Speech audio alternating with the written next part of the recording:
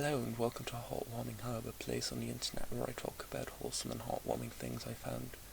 It's generally going to be about events and acts, but on occasion it might be something different, such as bands, books, or even ads or memes. So sit back with a drink you enjoy and listen along as I talk about wholesome things I found. So I'd like to start this video by talking about a period in history in which heartwarming things might be considered impossible to find: the Cold War. Now, as we all know, this wasn't exactly a time of wholesome international relations, as the USA and the USSR were in the midst of a nuclear standoff, but even in such times, sparks of hope, goodness and heartwarming can be found. One such spark was Samantha Smith, a little girl from Maine. In her youth, Yuri Andropov became leader of the Soviet Union. In the West, he was seen as a threat to the Western world, which prompted Time magazine to publish an issue featuring Andropov on the cover of the magazine. Samantha saw this issue and wondered why, if people were afraid he wanted a war, they didn't just write him a letter to ask if he wanted one or not. As you do when we were that age, Samantha asked her mother this question, and the response she got was, well, why don't you? And so she did. Yeah, a 10-year-old girl sent a letter to the General Secretary of the Soviet Union, asking him in a very polite fashion, mind you, if he could pretty please not have a nuclear war with America. The best part?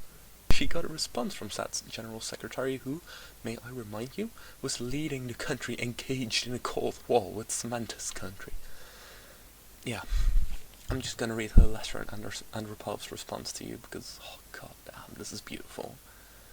So yeah, Samantha wrote, Dear Mr. Andropov, my name is Samantha Smith. I am 10 years old. Congratulations on your new job. I have been worrying about Russia and the United States getting into a nuclear war. Are you going to vote to have a war or not? If you aren't, please tell me how you're going to help to not have a war. This question you do not have to answer, but I would like to know why you want to conquer the world, or at least our country.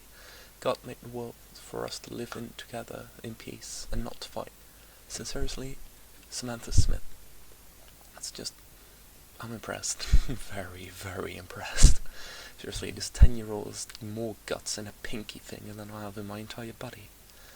Now, Andropov's response is a bit lengthy because politicians, but I can't skip to the good bits without the text becoming incoherent, so just bear with me. Here's Andropov's response. Dear Samantha, I received your letter, which is like many others that have reached me recently from your country and from other countries around the world.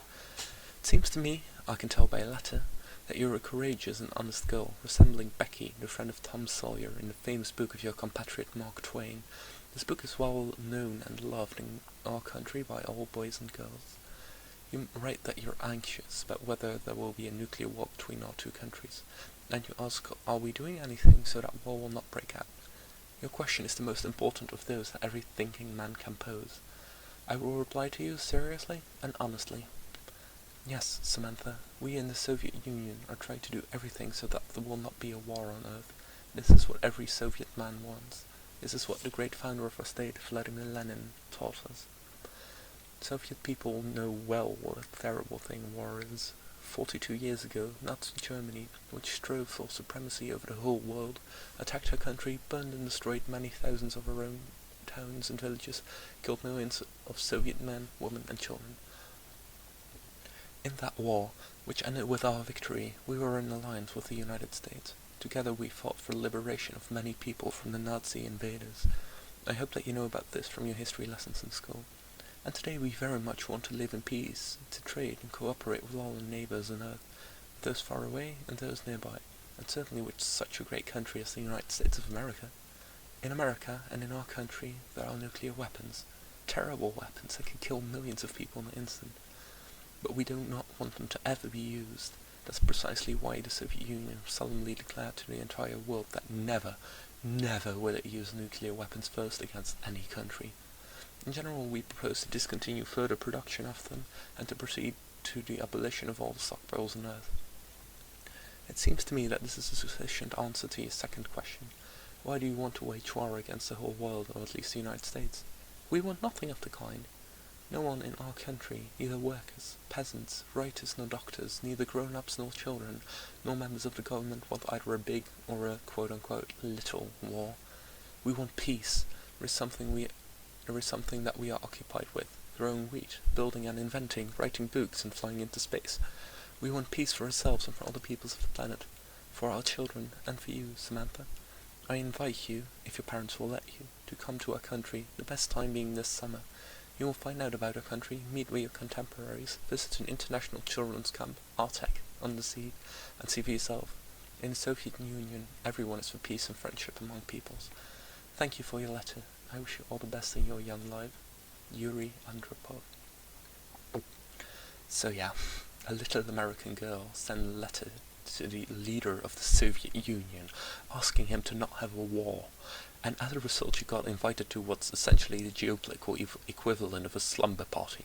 It's beautiful and also helped diffuse tensions between the USA and the USSR, which is a nice bonus. Now, let's skip ahead to the modern times and learn about the heartwarming actions of the Bulgarian Dobri Dobrev, known as the Saint of Bailovo. His name is Bulgarian for good or kind, and this is a very, very apt name, as this man is pretty much kindness personified. Dobri, a man who became near death when a bomb exploded near him during World War II, and outlived half of his children, donated all of his possessions to the Orthodox Church in 2000 and began to live the life of an ascetic, taking up residence in very modest quarters in the parish church of his birthplace, Bailovo. Dobri decided to walk to the Bulgarian capital of Sofia, which is 10 kilometers from Bailovo, in order to raise money for churches and orphanages by begging. He does this every single day.